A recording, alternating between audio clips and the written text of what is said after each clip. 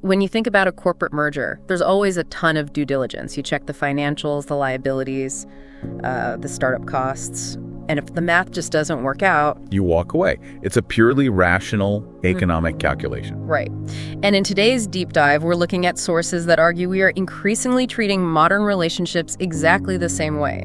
We've got these really fascinating devotional reflections from May 22, 2026, and they're unpacking the Apostle Paul's ancient letter to the Corinthians. Yeah, and our mission today is really to step back and contrast that modern economic lens on marriage with a 2,000-year-old framework that just completely flips the script. So let's look at that modern economic lens first. The sources highlight a huge rising trend among younger generations, which is the small wedding. Right, which on paper is praised as this minimalist return to the true meaning of marriage, like stripping away all the empty formalities. But the reality driving it is actually much harsher. I mean, the wedding industry has become this overly expensive, profit-driven machine. People literally cannot afford the startup costs of a wedding without massive financial backing. Which means the small wedding isn't really an aesthetic choice for most.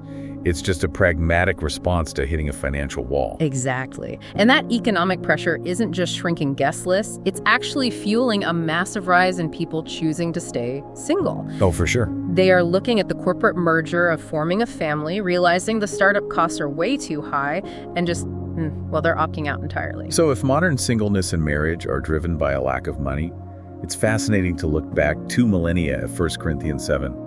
The Apostle Paul was also incredibly pragmatic about relationships, but his logic had absolutely nothing to do with finances. I'll admit, reading his advice, it sounds wildly unromantic to modern ears. I mean, he says it is better to marry than to burn with passion. Yeah. He's basically framing marriage as a safeguard against sexual immorality. Yeah, he really doesn't mince words. It's like treating marriage as a fire extinguisher. You just pull the pin in case of an emergency. That fire extinguisher metaphor captures his bluntness perfectly. Sure. But we also have to look at how he levels the playing field.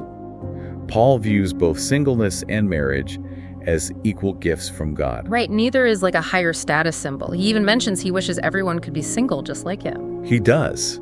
And when he talks about those who do marry, he outlines this radical mutual respect. He writes that the wife does not have authority over her own body, but the husband does. And then he flips it. Which is the crazy part. Yeah. He says the husband does not have authority over his own body, but the wife does. They aren't supposed to deprive each other, except for a temporary separation agreed upon specifically for prayer. To modern ears, that sounds a bit intense, maybe even archaic. Well, you have to view it through a first-century lens. Yeah. In that patriarchal society, wives were legally treated as property. So for Paul to tell husbands that they didn't have authority over their own bodies... that would have been an absolute shock to his original readers. Totally. It is absolute mutual surrender. But that mutual surrender gets really complicated when he brings up mixed-faith marriages. Our sources point out that Paul tells believers not to divorce an unbelieving spouse if they are willing to stay. Right. Wait, if the overarching goal was community holiness, why would he say that? Wouldn't tying yourself to a non-believer, corrupt the household? That's the logical assumption, right? But Paul argues that the unbelieving partner and their children are made holy through the believer. Now, in this context, made holy doesn't mean some magical automatic salvation. So what does it mean? It means the presence of the believer shifts the entire trajectory and purpose of that household from the inside out. Meaning the home isn't just a private sanctuary for the individual believer to hide away in. Precisely. Remember, the early church didn't have massive cathedrals. Congregations met in living rooms. Oh, yeah. Yeah, the household was the foundational building block of the faith community. So whether you were single or married, your home was a public project meant to bear witness to the gospel. That brings us right back to the merger analogy. Instead of a financial merger pooling resources just to survive the economy, Paul is advocating for a spiritual merger. Exactly. Pooling your life, your home, and your singleness or marriage to serve the broader community. Which forces a really challenging reflection for you listening to this. Are you allowing convenience, money, or modern culture to shape your view of relationships? Or are those definitions being driven by deeper foundational values? It's a heavy question. So we'll leave you with this provocative thought to chew on.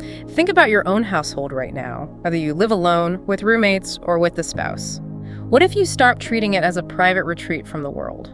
Yeah, if you viewed your home as a crucial hub for the community around you starting today, how would that instantly change the way you interact with the people under your roof? Because maybe the real merger we need isn't financial at all.